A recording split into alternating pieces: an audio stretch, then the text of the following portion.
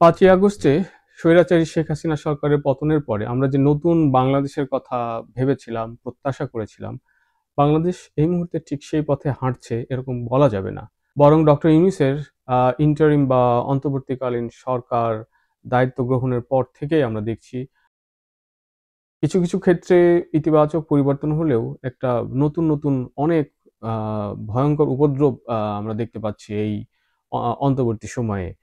যেমন এই সময়টাকে অনেকেই বলে থাকছেন যে এটা একটা মবের মুলুকে পরিণত হয়েছে। মবের ইন্টারিম মুলুক এরকম একটি শিরোনামেই আজকে আমি ভিডিওটা করছি।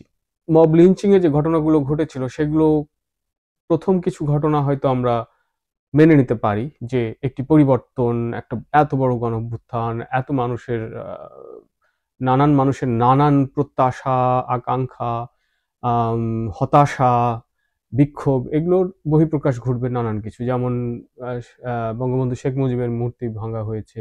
আ কিন্তু পাশাপাশি আরো অনেক কিছুই যেরকম হবার কথা ছিল না। যেমন মাজারে হামলা হয়েছে, যেমন নারীদের উপরে নির্যাতন করা হয়েছে, পাবলিক প্লেসে নারীকে পেটানো হয়েছে এবং আ আদিবাসীদের উপরে হামলা করা হয়েছে, পাহাড়িদের উপরে হামলা করা হয়েছে।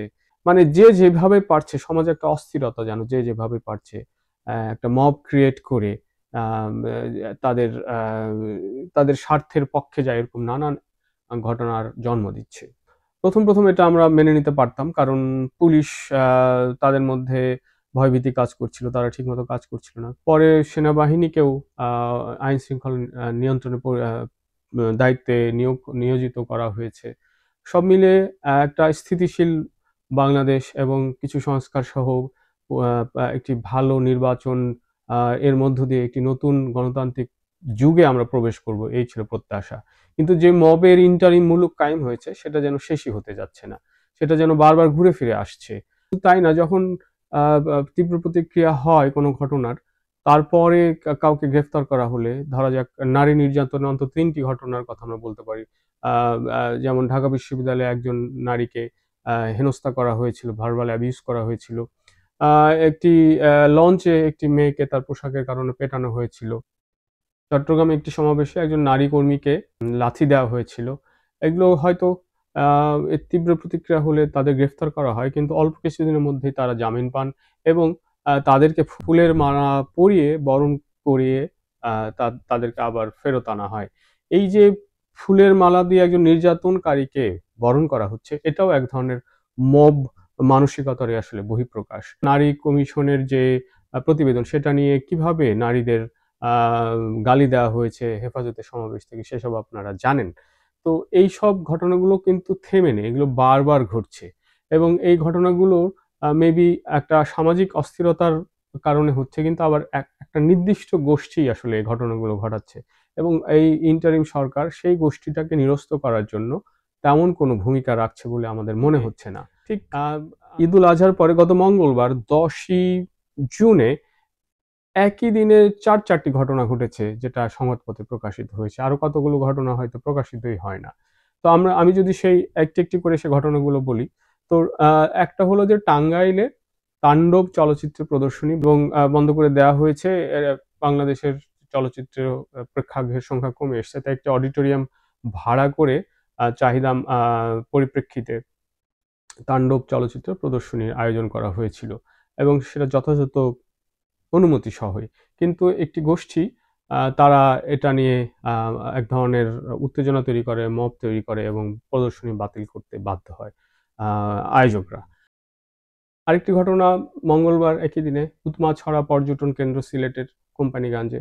সেখানে আ একটি মব তৈরি করে যারা পর্যটক ছিল তাদেরকে বের করে দিয়ে পর্যটনের ব্যবস্থাটি স্থগিত করা হয়। এরকম ঘটনা আরেকটি হলো সিরাজগঞ্জের, যেটা রবীন্দ্রনাথের কুঠিবাড়ি। রবীন্দ্রনাথের আ আ স্মৃতিবিজড়িত যে কুঠিবাড়ি, সেখানে আ একজন ভিজিটর এবং কুঠিবাড়ির একজন আ আ কর্মীর সঙ্গে বাকবিতণ্ডার জের ধরে রবীন্দ্রনাথের কুঠিবাড়ি ভাঙচুর করা হয়, ব্যাপক ক্ষয়ক্ষতি করা হয়।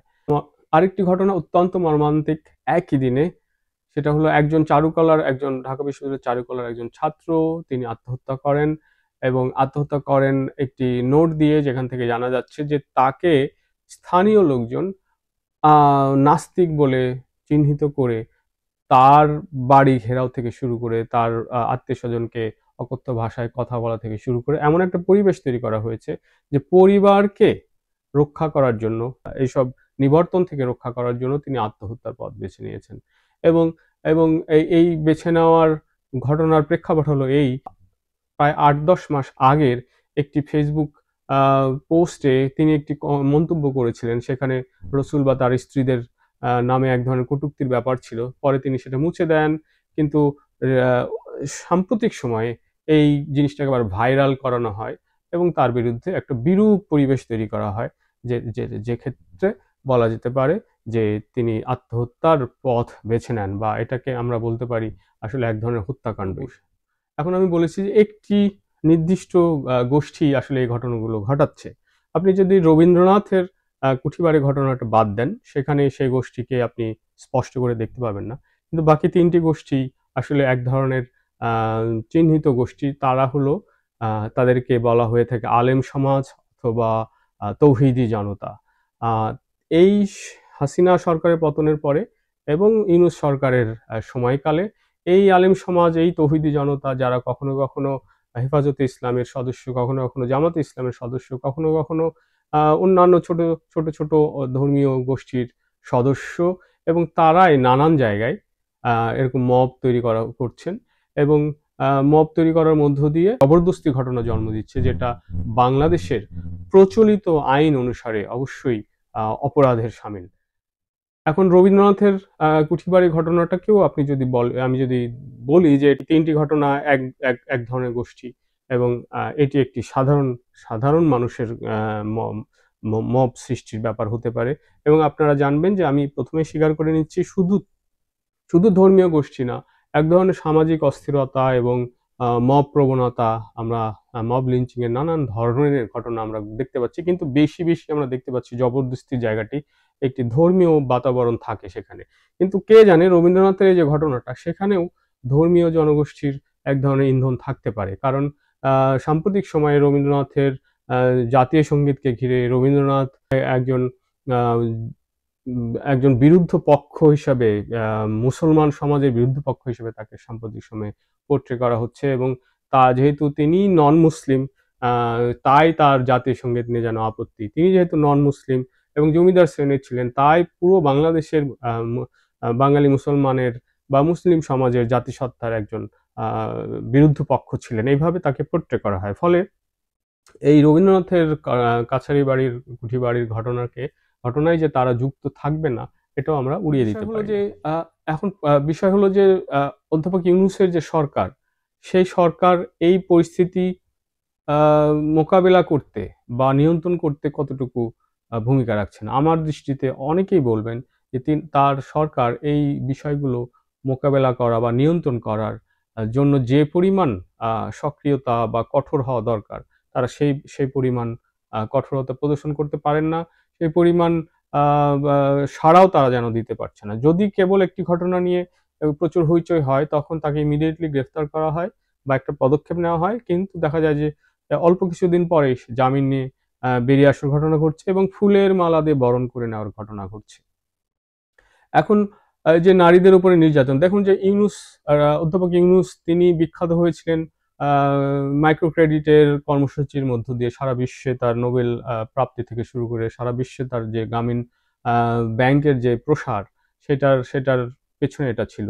এবং কিন্তু আপনি দেখেন যে এই যে মাইক্রো ক্রেডিটের আ মূল ঋণ গ্রহীতা বা সংখ্যাগরিষ্ঠ ঋণ গ্রহীতাই হলো নারী, এবং তার এই প্রকল্প থেকে এটাই প্রত্যয় করা হয় যে মাইক্রো ক্রেডিট বাংলাদেশের নারী সমাজ এবং পৃথিবীর নারী সমাজে এক ধরনের ক্ষমতায়ন ঘটিয়েছে। তো তিনি যেই নারীর ক্ষমতায়ন সেল করে তিনি বিশ্ববিখ্যাত নোবেল লরিয়েট হয়েছেন, সেই তার সময়ে তার সমাজের নারীদের নির্যাতন করা হচ্ছে এবং তার সরকারের এই আমরা যথাযথ কার্যকর পদক্ষেপ আমরা দেখতে পাই না। আমি কেন বলছি যে এটা এক ধরনের হতে পারে যে উদাসীনতা, অথবা এক ধরনের মৌন সমর্থন, অথবা তিনি এমন একটা পরিস্থিতির মধ্যে আছেন যে এটা করা ছাড়া তার কোনো যেন উপায়ই নেই। এমন নয় যে তিনি বিষয়গুলো হয়তো জানেন না। আমি সাক্ষাৎকার দেখছিলাম প্রেস সেক্রেটারি শফিকুল আলমের ব্যারিস্টার ফুয়াদের প্রোগ্রামে। তিনি বলছেন যে অধ্যাপক ইউনূস তিনি দিনমান পরিশ্রম করেন, বয়সের তুলনায় তার কর্মক্ষমতা অত্যন্ত বেশি, তিনি ওয়ার্কোহলিক, সারাক্ষণ কাজ করছেন। তার মানে হলো, এবং বিভিন্ন মিনিস্ট্রির বিভিন্ন সমস্যা নিয়ে সারাক্ষণ তিনি রিজলভ করার চেষ্টা করছেন। তার মানে যে স্বরাষ্ট্র মন্ত্রণালয়ের যে ঘটনাগুলো, মব এবং মব লিঞ্চিং, এবং একটা নির্দিষ্ট গোষ্ঠী কেবল বেশি বেশি করে এই ঘটনাগুলো ঘটাচ্ছে, এই ব্যাপারটা তার অজানা নয়। এই ব্যাপারটা নিয়ন্ত্রণে তার যে উদ্যম দরকার, কার্যকর পদক্ষেপ দরকার, সেটা তিনি কার্যকরভাবে রাখছেন না। এটা তার প্রশ্রয়ে হচ্ছে, এটা আমরা অভিযোগটা করতে পারি।